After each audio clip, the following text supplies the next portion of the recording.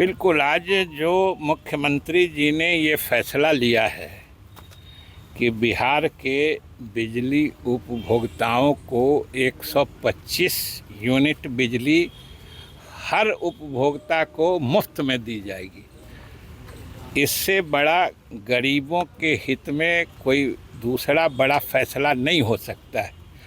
क्योंकि आप सब जानते हैं, सामान्य रूप से गरीब परिवार जो घरेलू उपभोक्ता होते हैं, घर में 2-3 बल्ब जलाते हैं या कुछ पंखा चलाते हैं, उसमें लगभग 100-125 यूनिट बिजली ही खपत होती है। और उतना आज मुख्यमंत्री जी ने फैसला करके ये घोषणा कर दी है कि अब बिहार में जो बिजली उपभोक्ता हैं 125 यूनिट तक अगर बिजली खपत करते हैं तो उसके लिए उनको कोई उसका शुल्क देना नहीं होगा। ये बहुत बड़ी बात है और गरीबों के हित में बहुत बड़ा फैसला है जो बिहार सरकार और नीतीश कुमार जी ने लिया है। पहले भी बिजली जो लोगों को इतने अधिक समय तक दी जा रही थी, इसके लिए सरकार बहुत प्रयास करती थी। सरकार अपने तरफ से पैसा बिजली कंपनियों को देती थी।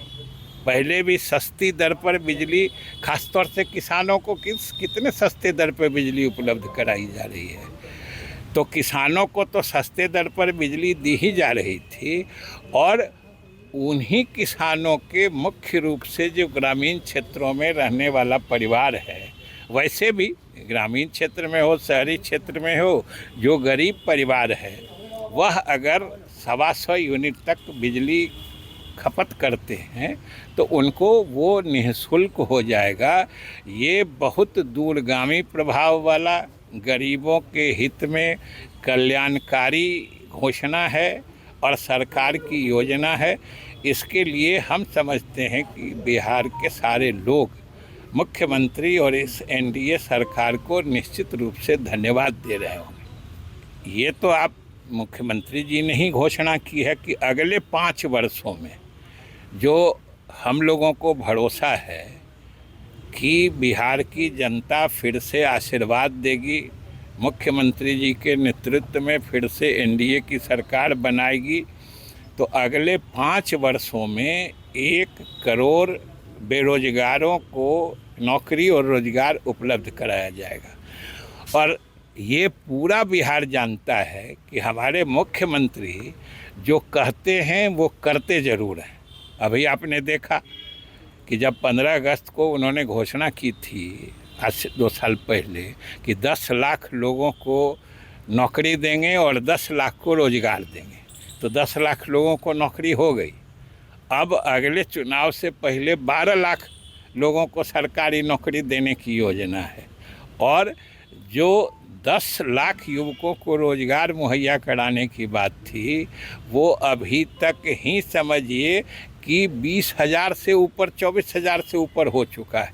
उसका लक्ष्य अब बढ़ा के इस चुनाव के पहले 38,000 युवाओं को रोज़गार उपलब्ध कराने की योजना है और लक्ष्य है।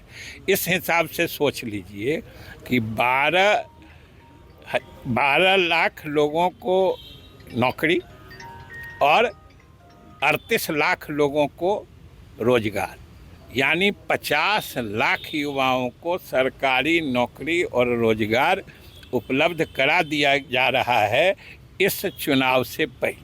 ये बात कभी कोई सरकार या कोई नेता ऐसा है जो कहा हो कि रोज़गार की ज़रूरत नहीं है? ये तो सब नेता सब दिन बोलते रहते हैं, लेकिन श्रेय उसी का होता है। जनता धन्यवाद, साधुवाद उसी को देती है जो सरकार या नेता काम कर देता है। बात बोलने वाले तो सब दिन, 50 साल का इतिहास देख लीजिए कि सब विधानसभा सत्र में देख लीजिए, सब नेता के बयानों पर गौर कर लीजिए, युवाओं को रोज़गार देंगे या हम सरकारी नौकरी देंगे, ये सब बात तो हर समय में हर नेता करते आए हैं। लेकिन श्रेय तो उस नेता का होता है जो ये काम करके दिखाता है। ऐसे ही खबरों के लिए सुदामा न्यूज को लाइक और फॉलो करना ना भूलें।